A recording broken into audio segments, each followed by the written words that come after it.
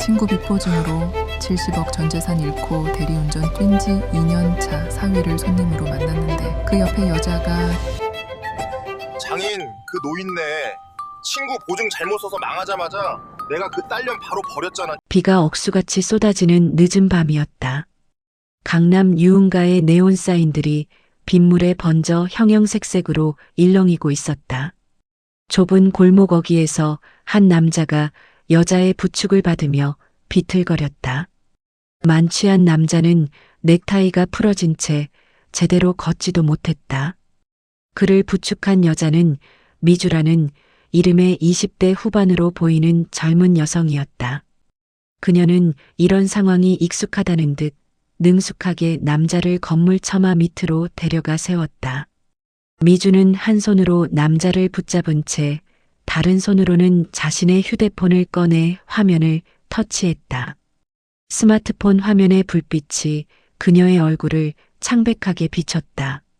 카카오티 대리 앱이었다. 몇 번의 터치 끝에 배차 신청이 완료되었다. 오빠, 너무 취했다. 내 폰으로 대리 불렀어. 잠시 후 화면에 배차 완료 알림이 떴다. 어? 벌써 배차됐네. 김영철 기사님. 평점이 되게 높으시네. 4.98점이야. 금방 오신대.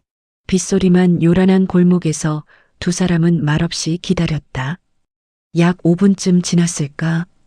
멀리서 중년의 남자가 우산을 쓰고 뛰어오고 있었다. 김영철, 60대로 보이는 대리운전 기사였다.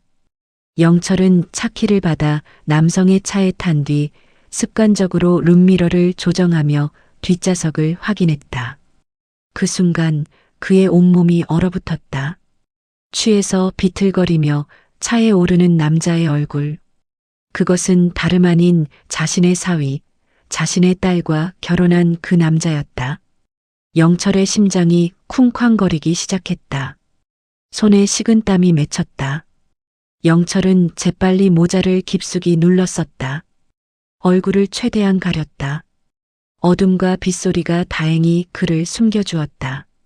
하지만 뒷좌석에 탄 미주의 시선이 잠깐, 아주 찰나의 순간이었지만 휴대폰 화면의 기사 프로필 사진과 앞좌석 운전석의 영철 뒷모습 사이를 오갔다.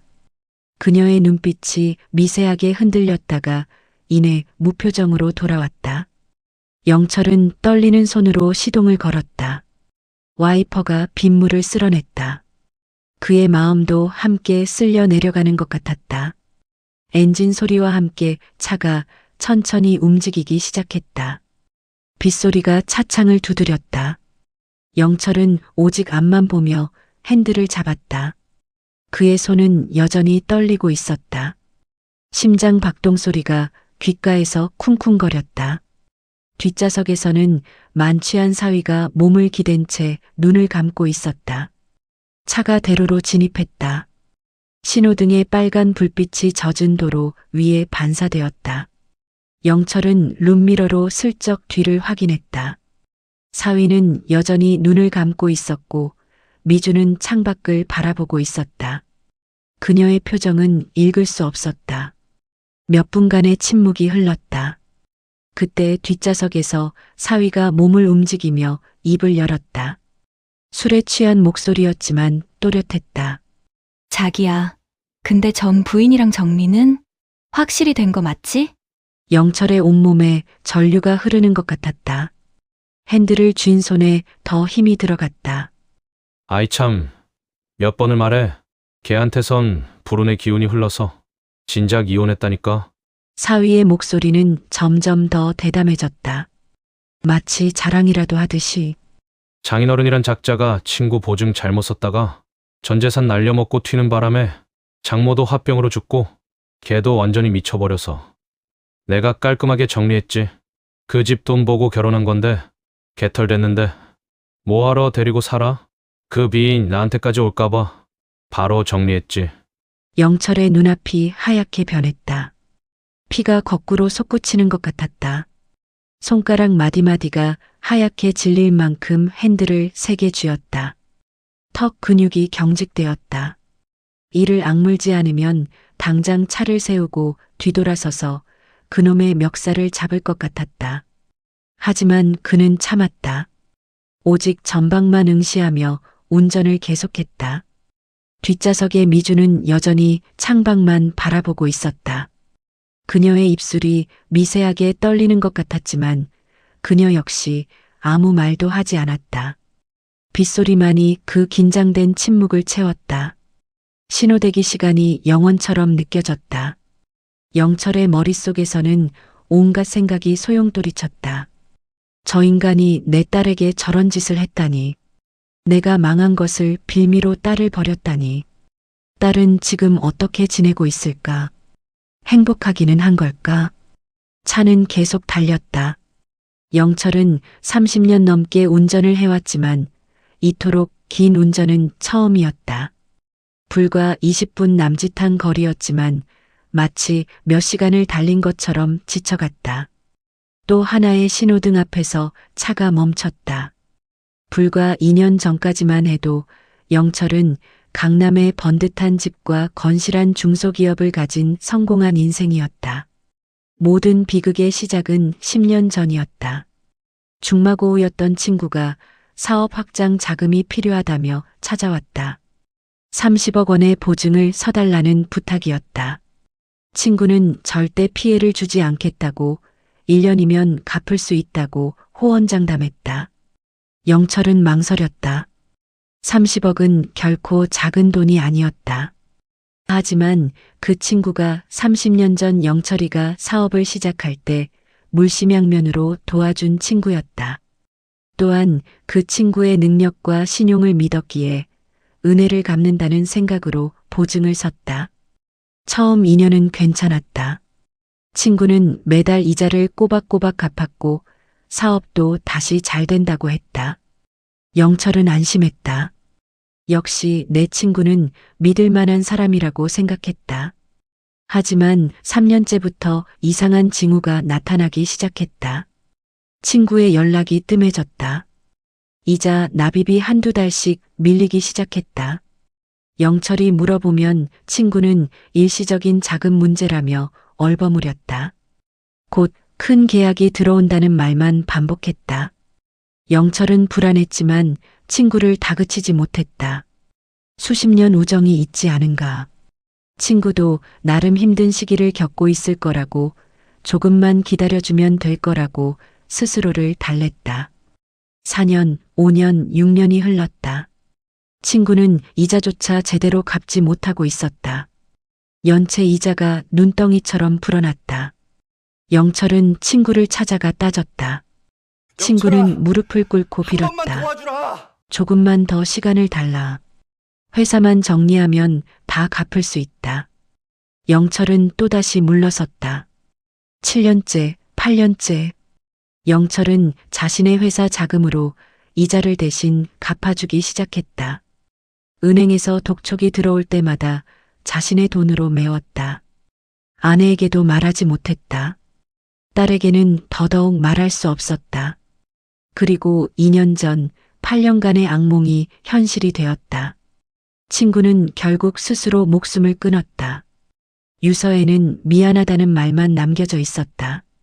친구의 죽음과 동시에 8년간 쌓인 연체 이자는 시한폭탄처럼 영철에게 터졌다.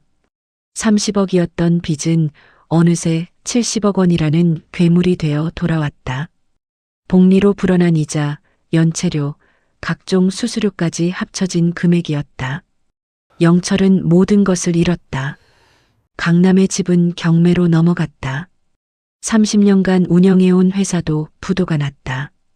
가장 참담했던 것은 노후 대비로 평생 불입해온 연금까지 압류당한 것이었다. 60세의 나이에 그는 문자 그대로 빈털터리가 되었다. 아내는 그 충격을 이기지 못하고 화병으로 쓰러졌다. 병원비조차 없었다. 결국 아내는 제대로 된 치료 한 번 받지 못하고 세상을 떠났다. 60세의 나이에 영철은 하루아침에 대리운전대를 잡아야 하는 처지가 되었다. 밤 10시부터 새벽 4시까지 비가 오나 눈이 오나 핸들을 잡았다. 하루에 10만 원을 벌면 다행이었다. 그나마도 고시원 방세와 끼니를 해결하고 나면 남는 게 없었지만 빚독촉이 더 이상 없다는 거에 감사하며 하루를 버텨냈다. 차는 다시 달리다 빨간 불에 멈췄다. 영철은 잠시 숨을 고르며 룸미러를 다시 한번 확인했다. 사위는 이제 완전히 잠든 것 같았다. 고개를 옆으로 떨군 채 코를 골고 있었다. 그때 미주가 긴 한숨을 쉬었다. 그녀는 창밖을 보다가 고개를 돌려 정면을 바라보았다. 그리고는 무심코 한 손을 들어 귀에 걸친 머리카락을 뒤로 넘겼다. 그 동작, 그 각도, 그 순간 룸미러에 비친 그녀의 옆모습, 영철의 심장이 멎는 것 같았다. 30년 전 헤어진 첫사랑의 얼굴이 뇌리를 스쳤다. 아니, 스친 정도가 아니었다. 눈앞에 환영처럼 떠올랐다. 미주의 옆모습은 그녀와 소름 끼칠 만큼 닮아 있었다. 눈매의 각도, 코의 선, 입술의 모양, 턱선까지. 심지어 방금 전 머리카락을 넘기던 그 작은 습관까지도. 저기요, 기사님? 미주의 목소리였다. 영철은 화들짝 놀라 정신을 차렸다. 신호등이 이미 초록불로 바뀌어 있었다. 뒤에서 경적 소리가 들렸다. 아, 죄송합니다. 영철은 황급히 엑셀을 밟았다. 그의 목소리가 평소보다 약간 떨렸지만 다행히 미주는 알아차리지 못한 것 같았다. 차는 다시 달리기 시작했다. 영철의 머릿속은 혼란스러웠다. 말투도 그녀와 비슷했다. 한숨 쉬는 방식도, 창밖을 바라보는 눈빛도, 모든 것이 30년 전 그 여자를 떠올리게 했다. 많이 기다렸어? 아니, 떠올리게 하는 정도가 아니라 확신하게 만들었다. 설마. 아니야. 말도 안 돼. 그럴 리가 없어. 30년 전 영철은 무용수였던 영신을 뜨겁게 사랑했다. 그녀는 나비처럼 자유로운 영혼이었다. ROTC로 군복무를 마치고 대학원에서 공부를 하던 영철에게 자유로웠던 영신은 선망의 대상이었다. 결국 두 사람 사이에는 아이가 생겼고 결혼을 약속했다. 하지만 영철의 부모님은 영신의 어머니가 무당이며 아버지가 누구인지도 모르는 집안이라는 이유로 결혼을 결사반대했다. 영철도 본인을 위해 평생 학비를 대주시며 교수를 만들겠다는 부모님의 뜻에 선뜻 반대하지 못했다. 그는 영신에게 조금만 기다려달라고만 했다. 부모님을 설득하겠다고, 시간이 필요하다고. 하지만 영신은 기다리지 않았다. 어쩌면 기다릴 수 없었는지도 몰랐다. 그녀는 어느 날 갑자기 자취를 감췄다. 영철이 찾아갔을 때 자취방은 이미 텅 비어 있었다. 몇 년 뒤 영철은 소문으로 들었다. 영신이 아이를 고아원에 맡긴 채 해외 무용단으로 떠났다는 것을. 당시 영철은 부모님의 뜻에 따라 이미 결혼해 지금의 작은 딸을 키우던 중이었다. 선뜻 그 아이를 찾아 나설 수는 없었다. 하지만 양심의 가책은 평생 그를 따라다녔다. 지금 룸미러 속의 저 여자 얼굴에서 30년 전 영신의 눈매와 코, 그리고 머리카락을 넘기는 습관을 보니 그 당시 영신이 해외로 떠나면서 보냈던 편지 속 미주라는 아기 이름이 떠올랐다. 영철은 떨리는 손으로 핸드폰의 카카오티 대리 앱을 다시 열어봤다. 고객명 MIJO 미주. 차창 밖으로 빗물이 흘러내렸다. 영철의 눈가에도 무언가 흘러내릴 것 같았지만 그는 꾹 참았다. 핸들을 잡은 손이 더욱 떨렸다. 이제는 분노 때문만이 아니었다. 두려움과 죄책감, 그리고 알 수 없는 슬픔이 뒤섞인 감정이었다. 목적지까지는 이제 1분도 채 남지 않았다. 하지만 영철에게는 그 1분이 평생처럼 느껴졌다. 드디어 목적지에 도착했다. 최신식 오피스텔 건물 앞이었다.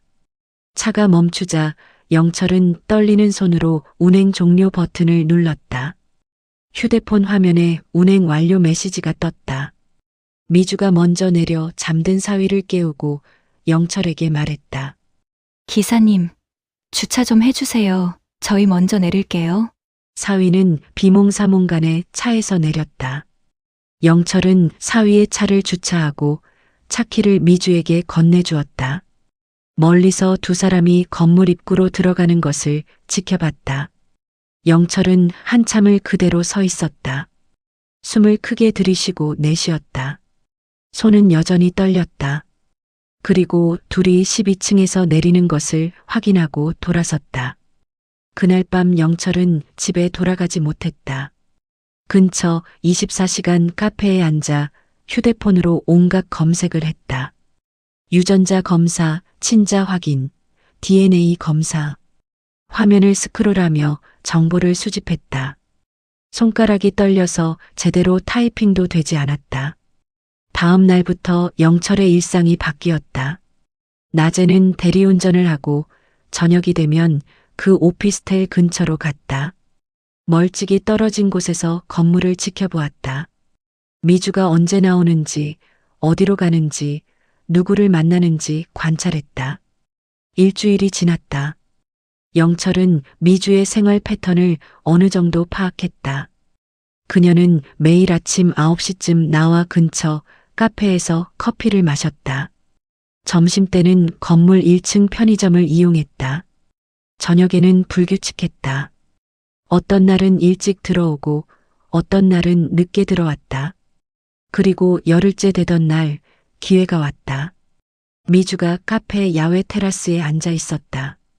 자리를 뜨며 머리카락 몇 가닥이 의자 등받이에 걸려 있는 것을 영철은 발견했다. 그녀가 완전히 사라진 후 영철은 조심스럽게 다가가 그 머리카락을 회수했다. 손이 떨렸다. 비닐봉지에 조심스럽게 넣었다. 그날 오후 영철은 유전자 검사센터를 찾았다. 접수창구 직원에게 서류를 건넸다. 자신의 머리카락과 미주의 머리카락. 친자 확인 검사 신청서였다. 결과는 일주일 후에 나옵니다. 직원의 말이 들렸지만 영철의 귀에는 제대로 들어오지 않았다. 그는 고개를 끄덕이고 센터를 나섰다. 바깥 공기가 차갑게 느껴졌다. 그날 밤부터 영철은 제대로 잠을 이루지 못했다. 침대에 누워도 눈이 말똥말똥했다. 천장만 바라보며 생각에 잠겼다. 만약 정말로 그 아이라면? 만약 내가 30년 전에 버린 딸이 맞다면? 그리고 그 딸이 지금 내 사위와. 생각만으로도 끔찍했다. 제발 그냥 닮은 사람이기만 해라. 제발. 영철은 밤마다 이렇게 중얼거렸다. 하지만 그의 마음 깊은 곳에서는 이미 알고 있었다. 그 예감은 거의 확신에 가까웠다. 일주일이 지났다. 영철은 그 어느 때보다 일찍 유전자 검사센터 앞에 도착했다. 문이 열리기를 기다렸다. 손에는 식은땀이 맺혔다. 문이 열리자마자 들어가 접수창구로 향했다. 김영철 고객님, 결과 나왔습니다. 직원이 봉투 하나를 건넸다. 흰색 봉투. 생각보다 가벼웠다. 하지만 그 안에 담긴 진실의 무게는 그 어떤 것보다 무거웠다. 영철은 떨리는 손으로 봉투를 받았다. 밖으로 나왔다. 근처 공원 벤치에 앉았다. 한참을 그 봉투만 바라보았다. 뜯을 용기가 나지 않았다. 주변에서는 아이들이 뛰어놀고 사람들이 웃으며 지나갔다. 평범한 일상이 흘러가고 있었다. 하지만 영철의 세계는 멈춰 있었다. 손가락을 봉투 안으로 넣었다. 천천히 뜯었다. 종이가 찢어지는 소리가 유난히 크게 들렸다. 안에서 서류 한 장을 꺼냈다. 글자들이 눈에 들어왔다. 친자관계 성립 확률 99.9%. 서류가 손에서 떨어졌다. 바람에 날려 바닥으로 떨어졌다. 영철은 그대로 고개를 떨구었다. 두 손으로 얼굴을 감쌌다. 어깨가 떨리기 시작했다. 목구멍에서 소리가 나오려 했지만 참았다. 공원 한가운데였다. 사람들의 시선이 느껴졌다. 영철은 비틀거리며 일어나 주차장으로 향했다. 차에 올라타 문을 잠갔다. 그리고 그제야 참았던 것을 터뜨렸다. 울음이 쏟아졌다. 오열이 차 안을 가득 채웠다. 핸들에 이마를 대고 짐승처럼 울었다. 30년 전 25의 나이에 사랑했던 여자. 하지만 용기가 없어서 헤어질 수밖에 없었던 그 사랑. 그 사이에서 태어난 아이. 키울 능력도 지킬 용기도 없어서 맡겨진 그 아이. 평생 가슴에 묻고 살아왔던 죄책감. 그 아이가 지금 자신의 사위와 부적절한 관계를 맺고 있었다. 자신이 버린 큰딸이 자신이 키운 작은 딸의 남편에게 속아 작은 딸의 가슴에 대못을 받고 있다니. 이보다 더 잔인한 운명이 어디 있을까? 영철은 한참을 울었다. 시간이 얼마나 지났는지 몰랐다. 해가 중천에 떴다가 서쪽으로 기울기 시작했다. 차창 밖으로 저녁 노을이 붉게 물들었다. 그 아름다운 풍경이 영철에게는 더없이 슬프게 느껴졌다. 미주야, 내 딸, 미안하다. 하지만 영철은 몰랐다.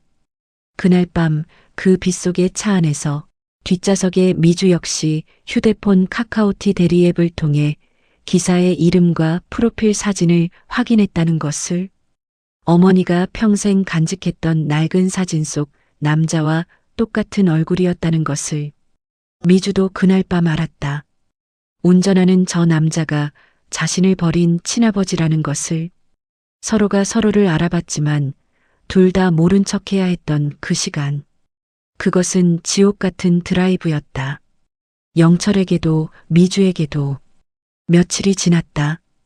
영철은 결심을 굳혔다. 이대로 둘 수는 없었다. 적어도 사위만큼은 응징해야 했다. 그는 사위에게 문자를 보냈다. 만나자는 내용이었다. 조용한 곳에서. 약속 장소는 외곽의 한적한 소주방이었다. 저녁 시간이 지나 손님이 거의 없는 시간대였다. 영철은 구석자리에 앉아 기다렸다. 30분쯤 후 사위가 들어왔다. 짜증 섞인 표정이었다. 장인어른, 왜 자꾸 이런 데로 부르세요? 바쁜데.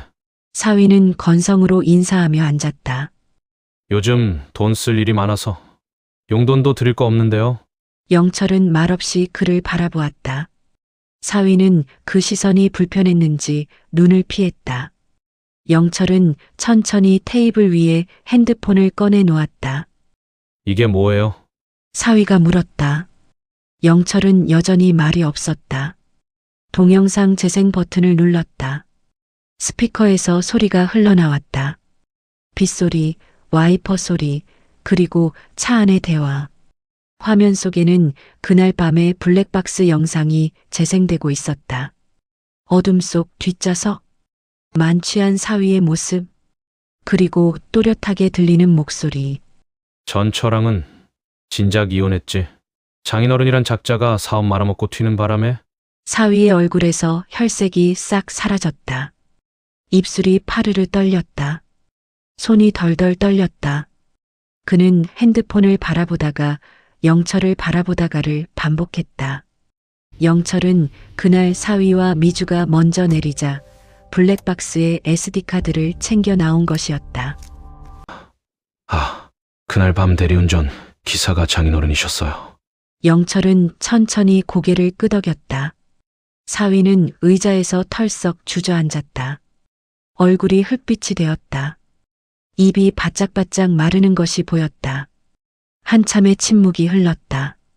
사위는 변명을 하려 했지만 입이 떨어지지 않았다. 영철은 핸드폰을 끄고 사위를 똑바로 바라보았다.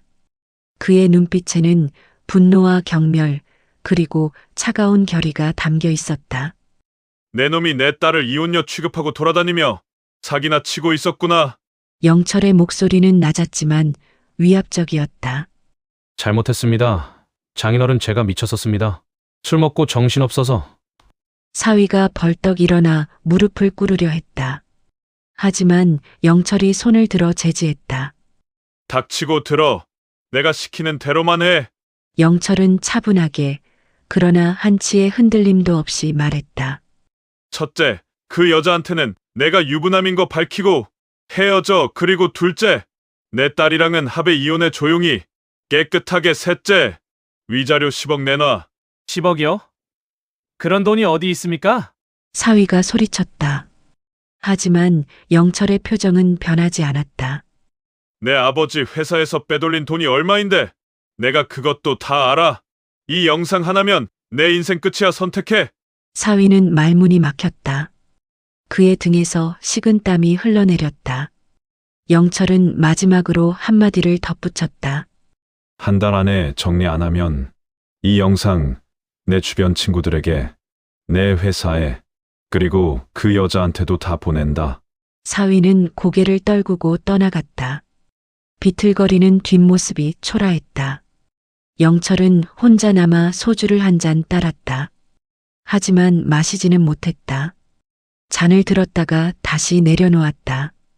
그는 끝까지 한 가지 사실만은 숨기기로 했다. 미주가 자신의 친딸이라는 것. 그것만은 절대로 밝혀서는 안 되었다. 그게 딸을 지키는 유일한 방법이라고 믿었다. 만약 그 사실이 알려지면 미주는 더 큰 상처를 받을 것이었다. 자신을 버린 아버지가 다시 나타나 인생을 망친 셈이 되니까. 차라리 모르는 게 나아. 그게 내가 할 수 있는 마지막 일이야. 한 달이 흘렀다. 사위는 결국 영철의 요구를 들어줄 수밖에 없었다. 미주와는 헤어졌고 작은 딸과는 합의 이혼을 진행했다. 위자료 10억도 분할로 지급하기 시작했다. 사위의 인생은 사실상 파멸했다. 회사에서도 잘렸고 주변 사람들에게도 외면당했다. 작은 딸은 처음에는 힘들어했지만 점차 회복하고 있었다. 영철은 멀리서 딸을 지켜보았다. 새로운 시작을 하는 딸의 모습에 조금이나마 위안을 받았다. 어느 금요일 오후 영철은 은행을 찾았다. 사위에게서 받은 10억 중 5억을 수표로 인출했다. 목적지는 미주의 오피스텔이었다. 건물에 도착했다. 1층 로비의 우편함 앞에 섰다. 5억이 든 봉투를 우편함에 넣기에는 불안했다. 그래서 미주의 집 12층으로 어떻게 올라갈지 우편함 앞에서 경비의 눈치를 살피고 있다가 미주의 우편함을 열었다. 우편함 안에 이미 편지 한 통이 놓여 있었다. 흰 봉투, 그 위에 깔끔한 글씨로 쓰여 있었다. 김영철 기사님께. 영철의 심장이 쿵 하고 내려앉았다. 손이 떨렸다. 천천히 편지를 꺼냈다. 무게가 느껴졌다. 뭔가 사진 같은 것이 들어있는 듯했다. 떨리는 손으로 봉투를 뜯었다. 안에서 사진 한 장과 손편지가 나왔다. 사진은 카카오티 대리앱의 기사 프로필 화면을 캡처한 것이었다. 영철의 얼굴이 선명하게 찍혀 있었다. 그 옆에는 이름, 평점, 정보들이 표시되어 있었다. 영철은 편지를 펼쳤다. 손글씨였다. 떨리는 필체지만 정성스럽게 쓴 흔적이 역력. 기사님, 저 그날 밤 카카오티 대리 앱 보고 바로 알았어요.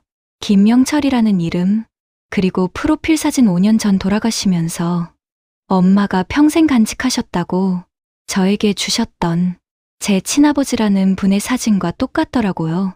나이는 드셨지만 눈매랑 코는 변하지 않았어요. 뒷자리에 앉아서 그 사람이 술주정 부리고 이상한 소리 할 때 철없이 제 자신이 너무 부끄러웠어요. 묵묵히 운전만 하시는 뒷모습 보면서 룸미러에 비친 눈빛 보면서 제 가슴이 찢어지는 것 같았어요. 저 이제 떠나요. 서울을 떠날 거예요. 덕분에 그 남자가 얼마나 나쁜 사람인지 알게 됐어요. 정신 차렸어요. 엄마가 돌아가시기 전에 하신 말씀이 있었어요. 아버지를 원망하지 말라고. 아버지도 어쩔 수 없었던 거라고. 이제 알 것 같아요.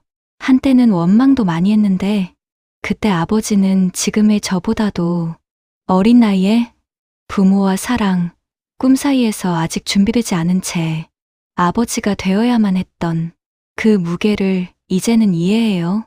그러니 저에게 미안해하지 마시고 건강하게 사세요. 아버지, 당신의 딸, 미주 올림. 편지는 거기서 끝났다. 영철은 편지를 가슴에 꼭 안았다. 다리에 힘이 풀렸다. 그 자리에 주저앉았다. 오피스텔 1층 우편함 앞복도, 차가운 바닥. 미주야, 미주야. 영철은 딸의 이름을 부르며 울었다. 아무도 없는 복도에서 짐승처럼 오열했다. 평생 참아왔던 죄책감, 30년간 묻어왔던 그리움, 그리고 다시 찾았지만 또다시 잃어버린 딸에 대한 절망. 모든 감정이 한꺼번에 쏟아져 나왔다. 얼마나 시간이 흘렀을까. 복도에 석양빛이 들어왔다. 영철은 겨우 정신을 차리고 일어섰다. 편지를 조심스럽게 주머니에 넣었다. 그리고 가방을 들고 건물을 나섰다. 집으로 돌아가는 길, 영철은 결심했다. 남은 5억, 아니 전 재산을 쏟아서라도 딸을 찾겠다고. 그로부터 6개월이 지났다. 영철은 대리운전을 그만뒀다. 남은 돈으로 실종자 찾기 전단지를 만들었다. 미주의 사진과 인상착에 연락처가 적힌 전단지. 전국 곳곳을 돌아다니며 전단지를 붙였다. 서울역, 부산역, 대구역, 광주역, 터미널, 쉼터, 복지관. 갈 수 있는 모든 곳을 다녔다. 사람들을 만나 딸의 사진을 보여주며 물었다. 이 사람 본 적 있으세요? 대부분은 고개를 저었다. 어느 겨울날 저녁, 영철은 서울역 대합실 벤치에 앉아 있었다. 손에는 낡아빠진 전단지 뭉치가 들려 있었다. 오가는 사람들을 멍하니 바라보았다. 혹시 그 중에 딸이 있지는 않을까? 휴대폰을 꺼냈다. 카카오티 대리 앱을 열었다. 예전 운행 기록들이 남아 있었다. 그날 밤의 기록도. 영철은 그 기록을 눌렀다. 운행 종료 후 고객이 남긴 리뷰를 확인할 수 있었다. 화면을 스크롤했다. 그리고 마지막 리뷰를 발견했다. 한 달 전에 남긴 리뷰였다. 영철은 그제야 그 리뷰를 읽었다. 별점 5개. 세상에서 가장 안전하고 따뜻한 운전이었습니다. 비 오는 밤, 먼 길 안전하게 데려다 주셔서 감사합니다. 평생 잊지 못할 드라이브였습니다. 건강하세요, 기사님. 당신의 승객 미주. 영철의 눈에서 눈물이 흘러내렸다. 영철은 미친 듯이 고객 프로필을 눌러보았지만 이미 탈퇴한 회원이었다. 차가운 서울역 대합실. 사람들의 발소리만 요란했다. 영철은 휴대폰 화면을 가슴에 안고 조용히 울었다. 눈이 내리기 시작했다. 창밖으로 하얀 눈송이들이 흩날렸다. 영철은 일어나 다시 전단지를 들었다. 오늘도 딸을 찾아 헤맬 것이다. 내일도 모레도 찾을 때까지. 세상에서 가장 슬픈 운전은 끝났지만 세상에서 가장 긴 여정은 이제 시작이었다. 70억이라는 인생의 무게보다 더 시리고 아픈 진실을 실어 날랐던 그 밤의 지옥 같은 드라이브는 그렇게 멈췄습니다. 영철은 딸이 남긴 별점 5개라는 마지막 온기를 품은 채 다시는 닿지 못할지도 모르는 목적지를 향해 세상에서 가장 길고 외로운 여정을 다시 시작합니다. 비 내리던 밤에 비극은 끝이 났지만 잃어버린 딸을 다시 마주할 그날까지 아비라는 이름으로 걷는 그의 발걸음은 결코 멈추지 않을 것입니다.